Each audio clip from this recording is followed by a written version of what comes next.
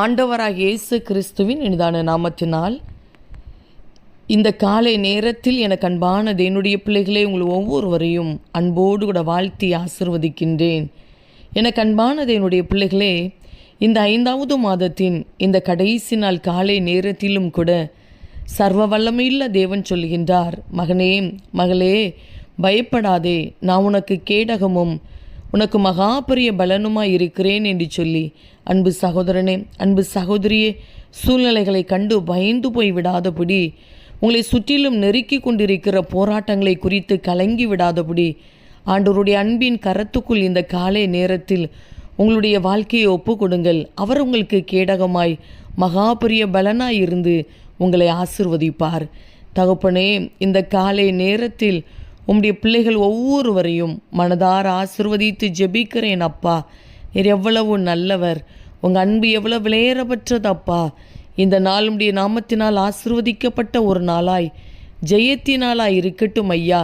நான் உனக்கு கேடகமும் மகாபெரிய பலனுமாய் இருக்கிறேன் என்று சொன்னீரே. உம்முடைய பிள்ளைகளை தாங்கி நடத்துங்கப்பா.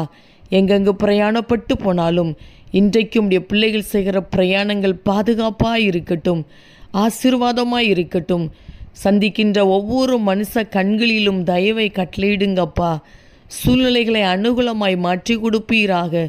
அடைக்கப்பட்ட வாசல் கதவுகள் திறக்கப்படட்டும் அப்பா. அநேக நாட்களாய் எதிர்பார்த்து காத்து கொண்டிருக்கிற காரியத்தில் நன்மையான ஈவுகளை உடைய பிள்ளைகள் கண்டுகொள்ளட்டும் அப்பா. சரீரத்தில் நல்ல சுகத்தை கொடுங்க. பலவீனம் மாறட்டும், வியாதி மாறட்டும். வசிக்கிற வீட்டுக்குள்ளே சமாதானத்தோடு கூட வாழட்டும் ஐயா.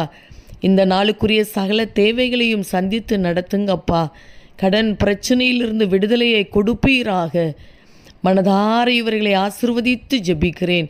உடைய பிள்ளைகள் செய்கிற வேலையை, தொழில் காரியங்களை ஆசீர்வாதமாக மாற்றி கொடுங்கப்பா.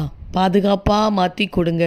அப்படியே நீர் இந்த நாளை உடைய பிள்ளைகளுக்கு ஆசீர்வாதமாய் மாற்றி கொடுக்கிறீர். அதற்காக உமக்கு ஸ்தோத்திரம்.